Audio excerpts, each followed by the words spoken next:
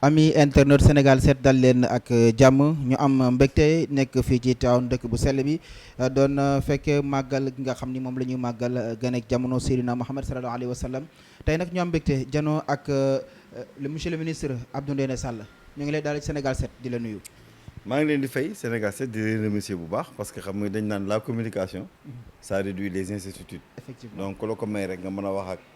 nga wax toog fi nga toog ci benn micro nga wax ak vraiment Tivaouane yëpp wax ak Sénégal yëpp donc koy sant di ko gërëm maa ngi leen sant di ko gërëm mais vraiment di sant bu baax xarit bi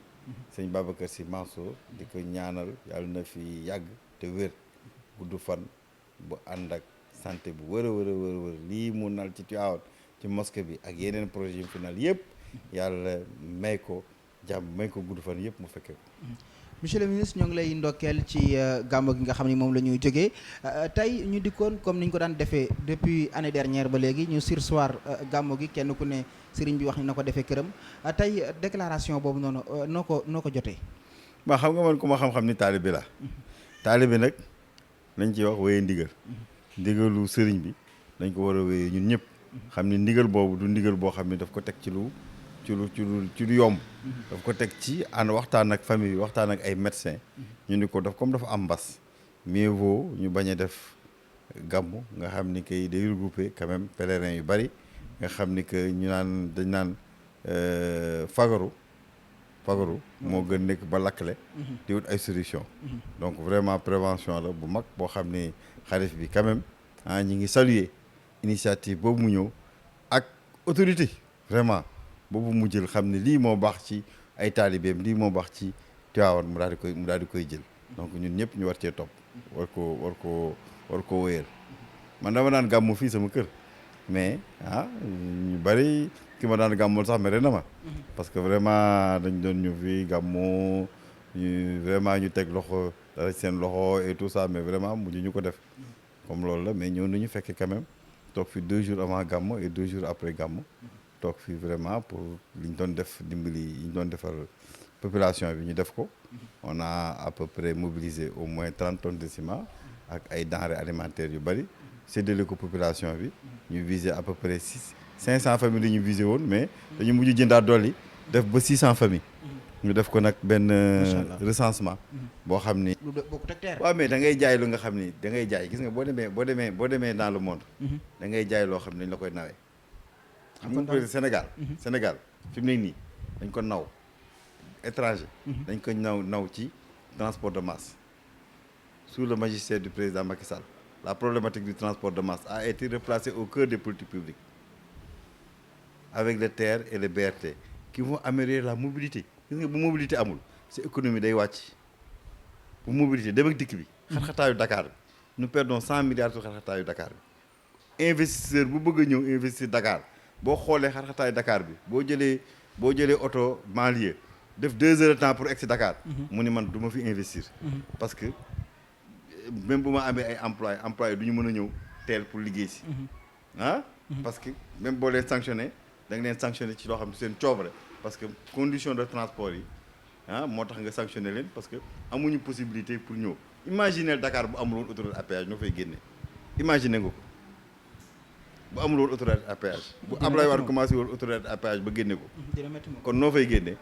le TER vient en complément de l'autoroute à péage pour améliorer la mobilité entre Dakar et la banlieue Dakar Diamniadio et Dakar aéroport après donc vraiment les gens apprécient le projet de transport de masse du président de la République loolu la extérieur ñoom la ñu gën a apprécier ils l'ont dit vraiment l'émir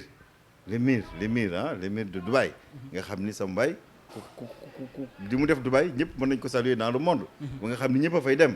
moom ci boppam moo ni vraiment il est impressionné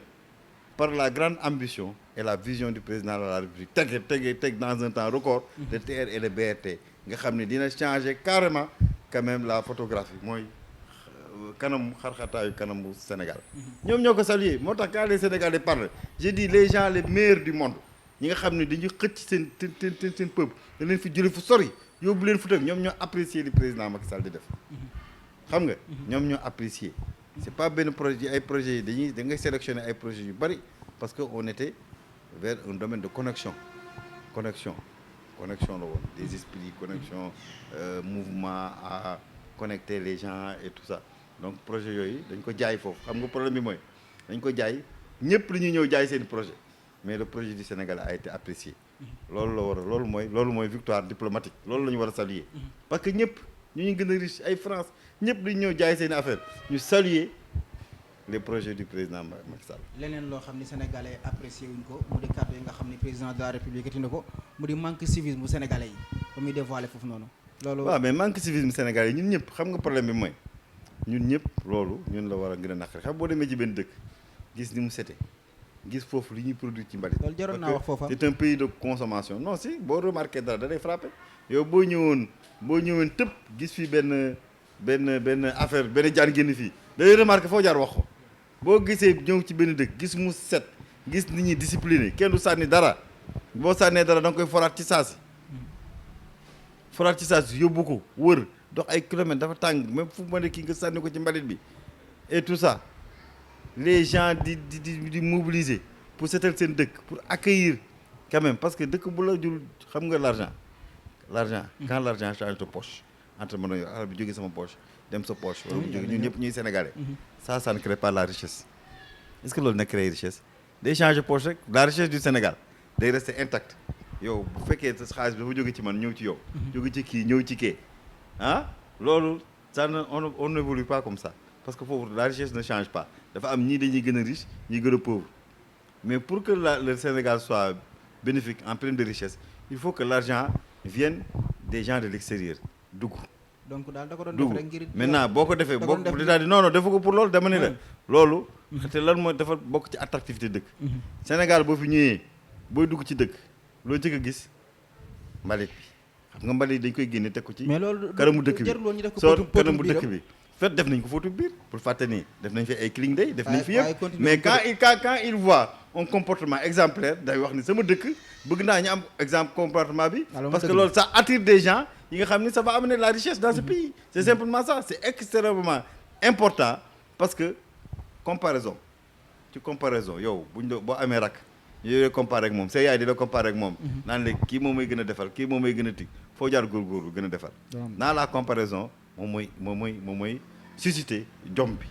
peut-être il faut comparer les gens il faut comparer tout le monde voulait avoir un peuple comme Dubaï des gens travailleurs des gens disciplinés c'est simplement ça c'est dans la comparaison que le peuple bi di am un sursaut pour def loolu c'est extrêmement important man mii sama bopp sama waa kër yi bi ma ñëwee loolu laa lay wax yi leen di bëggumaa gis kenn gàmmu la de nit ñi dañuy jox mais bëggumaa gis benn mbuus sax mu tegu ci cour bi loolu am na ak cet moom ci jaamu yàlla bokk waaye monsieur le ministre temps bi xoj nañu te ñoo ngi jëm ci 2022 élection locale yi ñëw na daanaka ça pointe à l'horizon mais ñi ngi nemmeeku ay bataille de positionnement ci biir Benno Bokk Yaakaar tey fii nu mu demee fii ci Tivaouane non fii ci Tivaouane moom leer na Benno Bokk Yaakaar ñoo fi mës a gagné xam nga benn élection ngay xool 2014 APR moo gagné boobu temps Benno Bokk Yaakaar yur woon ci fii ñëwuñu woon bi ñuy gagné PS ñëw nañu AFP ñëw nañu gars yi ñëw nañu donc ñun dafa war a gën a yaatu donc vraiment ñun amuñu problème fii au niveau de Benno Bokk Yaakaar le problème mooy au niveau de Benno Bokk Yaakaar dafa bari candidat dañuy ku nekk day candidat mais comme président réglé na affaire bi daante benn candidat mooy am bu ko dee choisir ñëpp dañuy rangé wu kon koy amul problème yow candidat nga man candidat département bi la waaw parce que man maa gagné woon département bi gagné commune bi yëpp discipline de parti ma joxe ko donc mënumaa toogaat ambition bi ma amoon 2014 moom laa amaat ba léegi donc ren aussi bu ma bàyyee mairie bi jox ko sama collègue Benno Bokk Yaakaar Dianthi Mbengue il faut ma dem jëli département bi. kon yow Dianthi nga àndal moom ngay soutenir fii ci Tivaouane. non Benno Bokk Yaakaar laay soutenir si Benno Bokk Yaakaar moom laay soutenir mais amoo benn candidat ku ci mel ni Diop Sy wala. mais Diop Sy du Ngalgou wala Diop Sy ak kii du ñu Benno Bokk Yaakaar dañu am seen mouvement kii dafa am parti. bokkuñ ci coalition bi. non ñoom majorité présidentielle lañ bokk mais bokkuñu ci coalition bi te coalition la ñuy demee élection mooy bokk fas bi kenn rek moo ci nekk Benno Bokk Yaakaar mooy Dianthi Mbengue moom la ñuy jàppale te Benno Bokk Yaakaar nag dafa liggéey Tivaouane Benno Bokk Yaakaar vraiment sagu Tivaouane ak sagu suñu kilifa sëñ Babacar Sy Mansour ak sëñ Abdou mi nekk ci suuf mi ngi ci dëgg ñun ñu ngi ci fenn sag bi mooy président Macky Sall Benno Bokk Yaakaar lay jiital dañu war a woteel Benno Bokk Yaakaar parce que pour la première fois président Macky Sall li mu def Tivaouane defal ñu amélioration des infrastructures religieuses def fi quand même esplanade bi gis ngeen ko def fi ay salle de conférence ba nga xam ni bu gàmmu jotee dootuñu wuti ay tube fu nekk di tente lim ñu defal ci bi ñu wootee ci mosquée bi mu ëpp lu mu ci contribuer plus d'1 milliard sur la mosquée donc man ruus naa fii Tivaouane président Macky Sall bëgg fi teg fi candidat ñu bañ ko voteel te dinañ def tout ba le candidat du président Macky Sall muy candidat Benno Bokk Yaakaar bi muy doon jaañ si gagné fi dinañ ko def parce que vraiment loolu mooy sagu Tivaouane parce que il faut ñu xool président li mu fi def benn président mosu ko fi def du kenn yéen ñii journaliste mën ngeen xool dem leen kër sëriñ bi entourage mosquée bi 4 édicules lañ fa def nga xam ni boo bëggatee dem jàpp am nga foo jàppe boo bëggee tuur ndox am nga foo tuure ndox yooyu yëpp ñu teg fa kenn koo xam ne dañ koy fay yooyu yëpp mu koy entretenir vraiment centre d'accueil bi donc yéen daal léegi nit ñi pèlerinage yéen fi mën a sonal fii ci non vraiment kenn mënu ñoo sonal ci pèlerinage ñun ñoo mënoon loon sonalante suñu bopp parce que moi j'étais candidat Dianthi était candidat comme léegi man nee naa moom laay jàppale man maa ngi dem ci département bi waratuñu amatuñu problème au niveau de Tivaouane monsieur le ministre département moom amuñu problème parce que man maa ko mos a gagné te maay nekkaat di ku ñu tànn tib ku président tànn tib man maay doon sa li ñuy wax ne maay doon sa véhicule man maay doon sa directeur de campagne parce que département bi man maa ko xam maa ko gagné sans aucune coalition département maa ko gagné APR fii rek la mën a yëkkati loxoom ni gagné naa département bi ànduma kenn te yow yaa ko def maa ko defoon donc vraiment ku ñu tànn tib dama lay accompagner pour nga gagné parce que man l'essentiel mooy que Benno Bokk Yaakaar gagné dans le département et dans toutes les autres communes dama lay wax ni nag actuellement là 557 communes yëpp suñu objectif mooy gagné au moins 525 communes te c'est sûr que dañ koy def parce que communes yi yëpp Benno Bokk Yaakaar est majoritaire leneen lu yëngal seen Dakar même Dakar on est majoritaire je vous dis ça Dakar dina métti de on est majoritaire du métti parce que Khalifa Sall de moo ko daan gagné Dakar waaye mais déet Khalifa Sall kañ la mos a gagné première élection yi mos a gagné waxama beneen élection bu mu gagné premier ba 2009 depuis loolu gagné wu fa mais depuis loolu ba léegi ñoom ñoo nekk maire depuis loolu gagné wu fa de dafa dañ nekk maire parce que amul élection maire amatul élection maire di te 2012 bi muy gagné ñun ñoo ko jàppale mu gagné depuis loolu élection yi fi jàll yëpp y a au moins 4 ou 5 élections ñun ñoo gagné président Macky Sall moo gagné ak la coalition Benno Bokk Yaakaar coalition Yewwi Askan Wi ak ñoom Ousmane Sonko non kan coalition Yewwi Askan Wi kan la kooku Ousmane Sonko kan mooy Ousmane Sonko Ousmane Sonko mooy ki leen yëngal kan ki leen tax sax jur ngeen di wër yow daal yow bul wax ba xoolal xam nga kuy dawal otoraay ak kuy dawal sareetu mbaam bokkuñu vitesse kan mooy dawal sareetu mbaam bi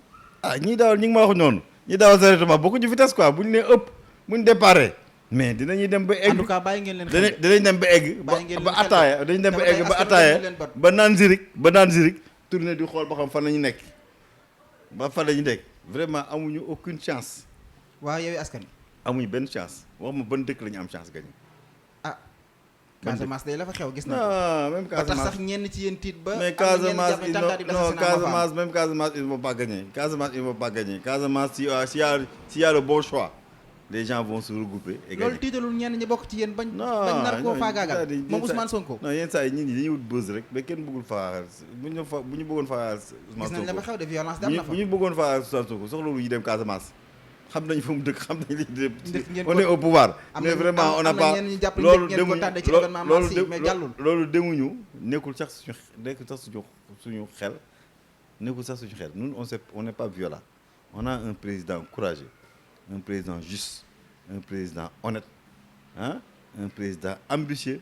un président qui ne compte pas sur la violence pour prendre le pouvoir un président poli et un président non président n'a jamais dit xam nga problème bi mooy nit da ngeen koy wax loo lu mu wax mosu leen ko dégg mu ni dafa bëgg troisième est-ce que mosu ko dégg wax ma rek journaliste nga waxu ci lu leer est-ce que mosu nga ko dégg waxu ci lu leer mais dans la vie nit comme mosoo dégg mu ni dafay def troisième mandat da ngay bàyyi ko mosoo ko dégg. jalon yi muy posé day. mosoo ko dégg xam nga fi mu ne nii pour qualifier sax la mooy mandat beeg yooyu y a des gens qui sont qualifiés qui vont décider de ça et deuxièmement ñun on est là benn bokk yaakaar on est là jusqu'à 2035 sans que suñu PSE bi jeexul du fi jóge dégg nga on est là jusqu'à 2035 loolu moom na leer ci ñëpp. kon daal jàpp ngeen yow askan wi mënul ci yéen dara. non yow askan bi vraiment mënul ci ñun dara sérieusement est-ce que dinañ gagner sax benn commune man moo ma jaaxal quoi. loolu nga foog. non est-ce que dinañ gagner sax benn commune man gisuma benn commune bu ñu am un ballottage favorable. waaw gisuma ko. wax ma ko boo ko xamee rek wax ma ko. beneen coalition. ban. wàllu askan wi. wàllu lan. composé de PDS. Yewweeg Walloog man dama jaaxal seen tur yi sax seen tur yi tax na ku doon voté man de bu ma nekkoon opposition dama lay voté. ay Wallu ay Yewwi c'est dur c'est violent. Wallu Yewwi et tout ça takk Yewwi ay Wallu ay truc mais vraiment. il faut qu'il cherche soppi sax man bëgg naa sax soppi évolution et tout ça mais ay Yewwi ay truc. soppi de moo jur Wallu mais dëkk bi kenn takkul leen dëkk bi nee nañu ñoom kenn takkul leen ba leen di Yewwi c'est ça le problème dëkk bi ñoo ko waxal seen bopp loolu rek wax boobu rek dina tax ñu bari ñu ne ba xam naa ñu bari ñu leen bëggoon voter ñu ni ñii dañoo yàpp moo tax du leen voter parce que man kenn takkuma maa ngi dem fu ma neex maa ngi def lu ma neex ñu ne ma day laa takk donc ñii dootuma leen Yewwi ndax lañ ma qualifié parce que Sénégal c'est un peuple mûr peuple mën a bañ depuis 1960 am seen indépendance di doxal nga ne dañ leen a yeew ça suppose que c'est des gens ñoo xam ne c'est irresponsable. c'est ñoom tur bi rek day dàq nit ñi. pourtant am na ñu leen wàllu de. ñan am na ñu ànd ak ñoom de. ñan la mbooloo mu takku. waaye mooy ñi xamul rek c'est minime foo gis nit boo nee damaa bëgg sa waa kër xanaa dañ la faral bu la sa waa kër faralul de doo dem boo nee damaa bëgg man mii mënoon damaa bëgg tey sa waa kër fii ci kër gi nii dinañ ma faral jeex na nga lay faral ñooñu nag mënoo bañ ñu faral la mais c'est un fait pourcentage bi lu tuuti ba nga xam ni boo ci amee ambition jëlub commune wala jëlub département wala jëlub président mooy da ngay nax sa bopp. monsieur le ministre leneen loo xam ni du ma toog ak yow ba noppi te waxuma ko mu di li nga xam ni moo yëngal Benno Bokk Yaakaar ak seen coalition bi mu di mbirum passeport diplomatique bi lan passeport diplomatique yi nga xam ne passeport diplomatique yi nañ ci wut ay député lañu xam nga député xam nga problème bi mooy njuuj njaaj mënoo wax ni ci député yi rek la nekk wala ci kii la nekk wala ci benn organisation socio-professionnelle dafa nekk ci société bi ni ñu leen war a sanctionner muy député muy ministre muy tig nañ leen dóor sanction yooyu c'est simplement ça moi je suis d'accord que ku jàddu ñu sanctionner la jeex na mais ñoom c'est des individus même bu ñu nekkee député nañ leen teg li war c'est simple man loolu laa mbir ni mu yéexee moom jàppoon ni dafa am non yéexul parce que problème bi mooy c'est un pays de justice c'est un pays de justice bu Sonko ko gën a yéex gaa mi ngi nii jugé guñ ko ba léegi boobu yéex na aussi c'est ça le problème ñoom ba tey ay avocat am ñu ngi laaj ñu jox leen dossier bi ñoom wax am nañu dossier bi parce que amoon nañu ñoom ñi ku génne les secrets des trucs ci gendarmerie kay am nga lépp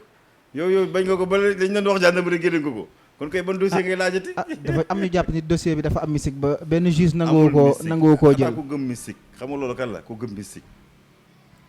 boo gëmee mystique mystique di jàpp ba tey kenn remplacé gul de juge bi nga xam ne moo ko yoroon le temps de la justice et le temps du truc dañ leen di remplacer y a pas de problème conseil magistrature réunir le temps yi moo leen remplacer y a pas de problème affaire mystique amu ci vraiment la justice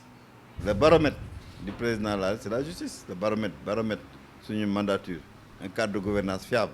mooy la justice et la démocratie la justice va s'appliquer à tous les citoyens qui sont en porte-à-faux par rapport à la justice y a pas de problème du tout. monsieur le ministre ñu jeexalee ak TER bi ba tey nee na décembre lay daw gis nañ aussi tarif bi dévoilé nañ ko loolu ban commentaire nga ciy def non xam nga gars yi dañuy def rek c'est-à-dire tarif bi dévoilé guñ ko parce que président Macky Sall mooy décider ban tarif lay doon c'est pas encore dévoilé gis nañ kat on est en train de faire des simulations pour am ban tarif la xam nga waxoon nañ fi 500 800 600 jàpp 1200 waaw après ñu waxaat 600 1200 on est en train de faire des simulations de tarifs pour après yëpp ñu jébal ko président parce que un tarif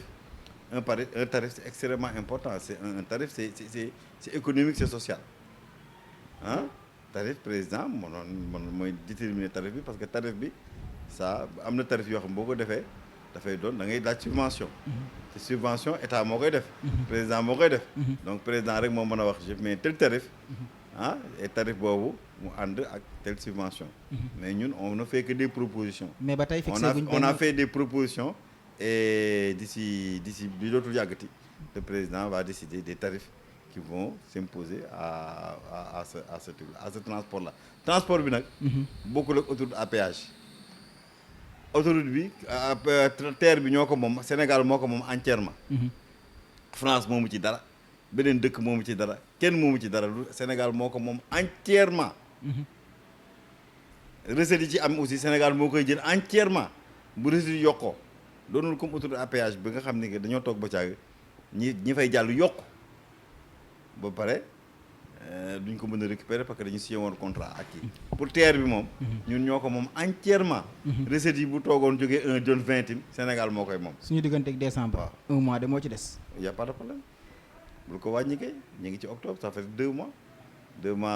10 jours. 1 mois 10 jours. 2 mois 10 jours. Décembre le 1er décembre le 1er décembre da ngeen ko yóbbu 31.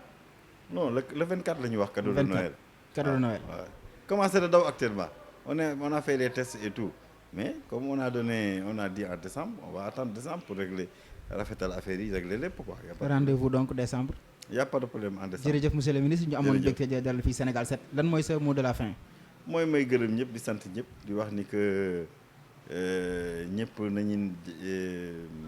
élection yi ñëw nañ ci dawal jàmm jéem a vendre ku nekk jéem a jaay sa programme jéem a dugal la force de l'argument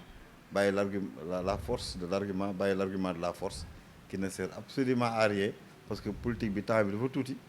loo fi def di ko réccu nag soxlawul réccu et la force est là les forces de sécurité seront là pour maintenir quand même la sécurité à tout le monde pour que mën a def campagne mën a wax nit ñi lan la ñu bëgg lan la ñu defagul lan la ñu bëgg a def et tout ça pour que ñu voter en âme et conscience. boo gisee ko ragal rek. mooy teel a sànni xeer. boo gisee ragal mooy jéem a xuloo quoi. bañ a egg ci avènement bi quoi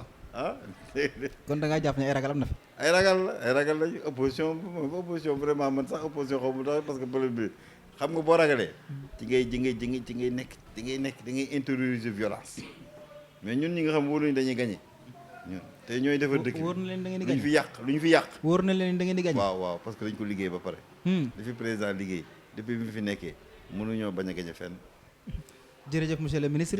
jërëjëf suñu mbokku internautes yi àndoon ak ñun ñu amoon mbégte doon dalal le ministre Abdou Ndéné Sall ñu am waxtaan yu am solo ñu doon defal di leen dox dig daje beneen yoon incha allah jërë ngeen jëf. merci. chetttt mais yow sawaay yow fu ñu la fekk yaa ngi ci kanamu ordinateur bi wala sa kanamu tablette ba sa téléphone portable lu xew mais damay lire ay information waaw xoolal boo bëgg am ay information yu leer nañ et en temps réel duggal ci www.senegal7.com ay information yu wóor man de maa ngi application Sénégal 7 lépp lu xew dama koy jot ci sama téléphone ci tàng bi te nag application Sénégal 7 am ko yomb na da ngay dugg ci Play Store wala Apple Store nga télécharge ko rek xam li xew ci réew mi ak la xew ci bitim réew te nag dara du la ci umpu. Vous voulez des informations en temps réel? Cliquez sur www.senegal7.com. Sénégal 7, le roi de l'information en temps réel.